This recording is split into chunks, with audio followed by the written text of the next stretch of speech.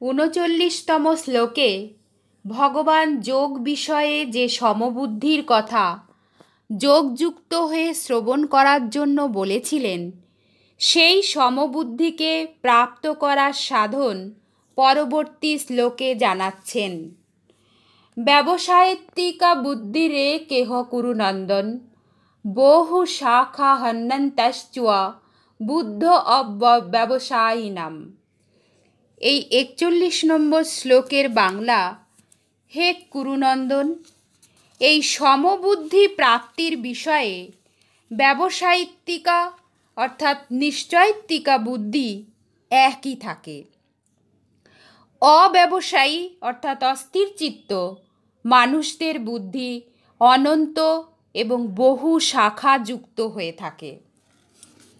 ব্যাখ্যা: ব্যবসায়িত্তিকা বুদ্ধিরে কেহ কুরুনন্দন, কর্মযোগী সাধকদের ধ্যেয় অর্থাৎ লক্ষ্য যে সমতা প্রাপ্তি, তা পরমাত্মারই স্বরূপ। সেই পরমাত্মা স্বরূপ সমতা প্রাপ্তির জন্য অন্তঃকরণের সমতাই সাধন। সংসারের প্রতি অনুরাগ অন্তঃকরণের সমতা অর্জনে বাধা। সেই অনুরাগ দূর করার অথবা পরমাত্ম তত্ত্ব প্রাপ্ত করার জন্য যে দৃঢ় নিশ্চয় করা হয়, তার নাম হল ব্যবসায়িত্তিকা বুদ্ধি। ব্যবসায়িত্তিকা বুদ্ধি কেন এক হয়? কারণ এর দ্বারা জাগতিক বস্তু, পদার্থ ইত্যাদির থেকে কামনা ত্যাগ হয়। এই ত্যাগ এক প্রকারই হয়, তা সে ধনসম্পত্তির কামনা ত্যাগই হোক বা মানমর্যাদার কামনা ত্যাগ হোক, কিন্তু গ্রহণ করার জিনিস অনেক হয়। কারণ এক একটি বস্তু অনেক প্রকারের হয়, যেমন একই মিষ্টান্ন নানা প্রকারের হয়ে থাকে। সুতরাং এই সমস্ত বস্তু লাভের কামনাও অনেক, অনন্ত হয়ে থাকে। গীতায় কর্মযোগ এই শ্লোকটা এবং ভক্তিযোগের 9 অধ্যায়ের 30 নম্বর শ্লোকে প্রকরণে ব্যবসায়িত্তিকা বুদ্ধির বর্ণনা করা হয়েছে, কিন্তু জ্ঞানযোগের প্রকরণে ব্যবসায়িত্তিকা বুদ্ধির বর্ণনা করা হয়নি। এর কারণ হল যে জ্ঞানযোগে প্রথমে স্বরূপের বোধ হয়, পরে তার পরিণামে বুদ্ধি স্বতই এক নিশ্চয় সম্পন্ন হয়ে যায়। কিন্তু কর্মযোগ ও ভক্তিযোগে প্রথমে বুদ্ধির এক স্থিতি হয়, তারপর স্বরূপের বোধ হয়। সুতরাং জ্ঞানযোগে জ্ঞানের প্রাধান্য থাকে এবং কর্মযোগ এবং ভক্তিযোগে এক নিশ্চয়তার প্রাধান্য থাকে। বহু শাখা হন্যন্তশ্চ বুদ্ধিয় ব্যবসায়িনাম। তিনিই অব্যবসায়ী, যার মধ্যে সকাম ভাব থাকে, যিনি ভোগ এবং সংগ্রহে অর্থাৎ সঞ্চয়ে আসক্ত থাকেন। কামনার জন্য এরূপ ব্যক্তির বুদ্ধি বহুগামী হয় এবং বুদ্ধিও অসংখ্য শাখা প্রশাখা যুক্ত হয়, অর্থাৎ এক একটি বুদ্ধি বহু রকম শাখা যুক্ত হয়।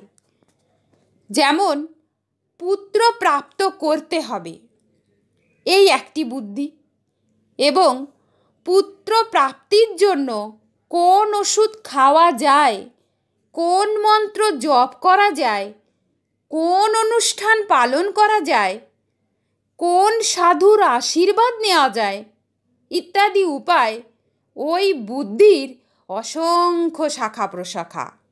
এইরূপই ধন প্রাপ্তি করতে হবে, এটি একটি বুদ্ধি, এবং ধন লাভের আশায় ব্যবসা করতে হবে, চাকরি করতে হবে, চুরি করতে হবে, ডাকাতি করতে হবে, জাল জচ্চুরি করতে হবে ইত্যাদি ওই বুদ্ধিরই অনন্ত শাখা প্রশাখা।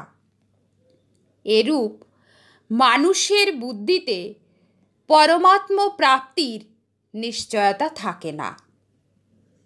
পরিশিষ্ট ভাব উদ্দেশ্য প্রকৃতপক্ষে একটিই হয়ে থাকে। যতক্ষণ মানুষের উদ্দেশ্য বা লক্ষ্য এক না হয় ততক্ষণ তার অনন্ত উদ্দেশ্য অর্থাৎ লক্ষ্য থাকে এবং এক একটি উদ্দেশ্যের নানা শাখা প্রশাখা হয়ে থাকে। তার কামনাও অনন্ত হয়ে থাকে এবং এক একটি কামনা পূরণের জন্য তার উপায়ও নানা প্রকার হয়। অব্যবসায়ী অর্থাৎ অস্থির চিত্ত মানুষদের বুদ্ধি কেন অনন্ত হয় তার কারণ পরবর্তী 3টি শ্লোকে জানিয়েছেন। ইয়ামিমাং পুষ্পিতাং বাচম প্রবদন্ত বিপশ্চিতঃ বেদবাত রতাঃ পার্থ নন্যোদস্তিতিবাদিনা কামাত্বান স্বর্গপরা জন্ম কর্ম ফল প্রদাম ক্রিয়া বিশেষ বহুলাম ভোগৈশ্বর্য গতিম প্রতি। এই 42 ও 43 নম্বর শ্লোকের বাংলা: হে পৃথানন্দন, যারা কামনাতে মগ্ন হয়ে আছে, স্বর্গকেই যারা শ্রেষ্ঠ বলে মনে করে, বেদে কথিত সকাম কর্মে যারা প্রীতি রাখে, ভোগ বিনা আর কিছুই নেই এমন কথা যারা বলে, এইরূপ বিবেকহীন ব্যক্তিগণ সেই প্রকার মনোহর পুষ্পিত বাক্যই বলে যা জন্ম মৃত্যুরূপ কর্মফল প্রদানকারী এবং ভোগ ঐশ্বর্য প্রাপ্তির উপায়স্বরূপ নানা প্রকার ক্রিয়াকর্মের বর্ণনা সূচক। ব্যাখ্যা: কামাত্বানঃ, এরা ভোগবিলাসে এমনভাবে ডুবে থাকে যে এরা যেন কামনার মূর্তি। এদের মধ্যে কামনা ছাড়া আর কোনো নিজস্বতা থাকে না। এদের মনে হয় কামনা বাসনা ব্যতি রেখে মানুষ বাঁচতে পারে না এবং কামনা ছাড়া কোনো কাজ করতে পারে না। কামনাহীন ব্যক্তি প্রস্তরের মতো নির্জীব হয়ে যায়। এইরূপ ভাবসম্পন্ন ব্যক্তিকে কামাত্বানা বলা হয়। স্বস্বরূপ সর্বদাই একভাবে থাকে, তার কখনো হ্রাস বৃদ্ধি হয় না, কিন্তু কামনা আসে এবং যায় ও বাড়ে কমে। স্বস্বরূপ পরমাত্মার অংশ আর কামনা জগতের অংশ।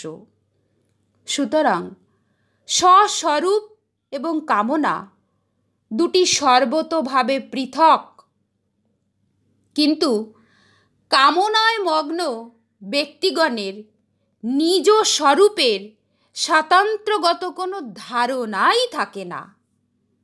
স্বর্গপরাঃ, স্বর্গে অত্যুৎকৃষ্ট দিব্য ভোগ পাওয়া যায়, সেই জন্য তাদের স্বর্গই সর্বশ্রেষ্ঠ লক্ষ্য হয়ে থাকে এবং তারা স্বর্গপ্রাপ্তির আশাতে দিন রাত লেগে থাকে।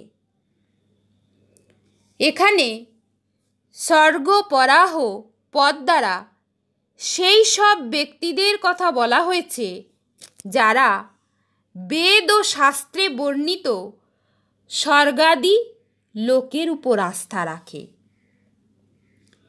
বেদবাত রতাঃ থেকে বাদিনঃ, এরা বেদে কথিত সকাম কর্মে প্রীতি রাখে, অর্থাৎ বেদের তাৎপর্য এরা শুধুমাত্র ভোগে এবং স্বর্গ প্রাপ্তিতেই বলেই মনে করে। তার জন্য এরা বেদবাত রতাহ।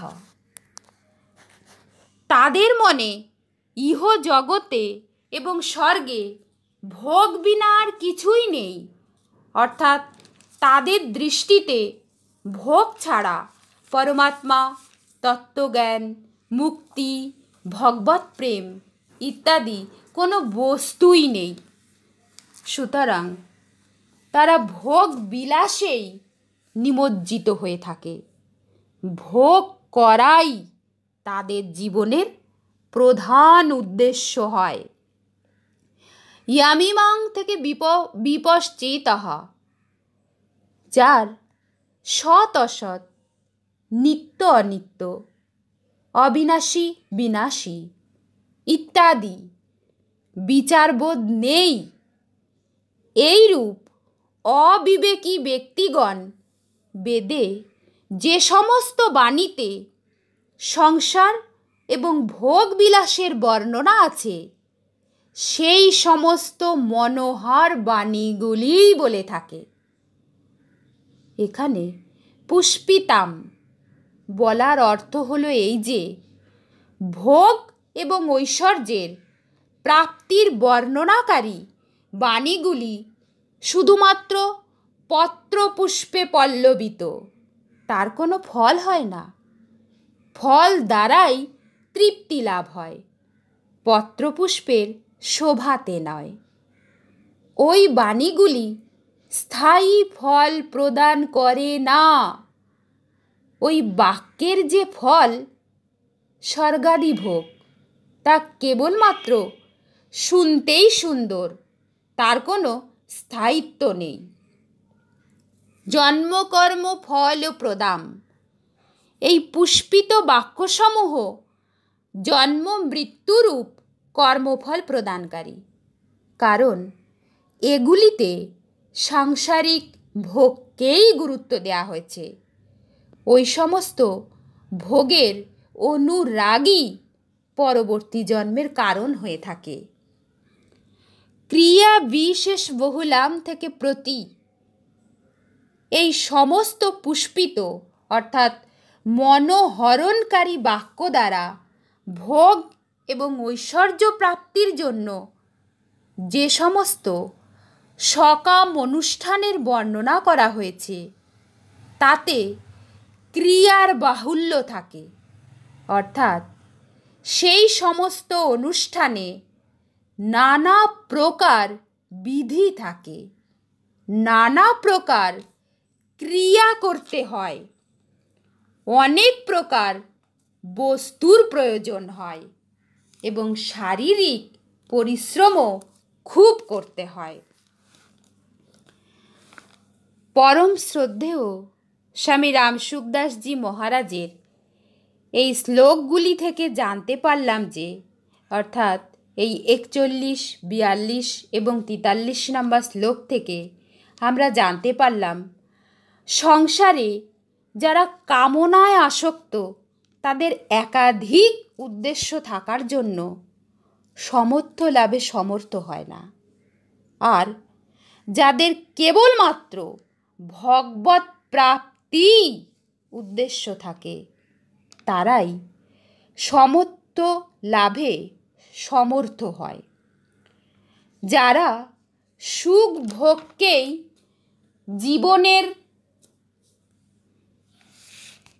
জীবনের স্বর্গ সুখ লাভ করতে চায় তারা ভোগ তথা ঐশ্বর্য প্রাপ্তির জন্য নানা রকম কর্মে লিপ্ত হয়ে থাকে এবং সেই সকল কর্মফল ভোগ করার জন্য সংসারে বারে বারে জন্মগ্রহণ করে। সংসার বন্ধন থেকে তাদের মুক্তি হয় না। শুধু তাই নয়, আমাকে ভগবৎ প্রাপ্তি করতে হবে, তাদের এই নিশ্চয়াত্মিকা বুদ্ধিও হয় না।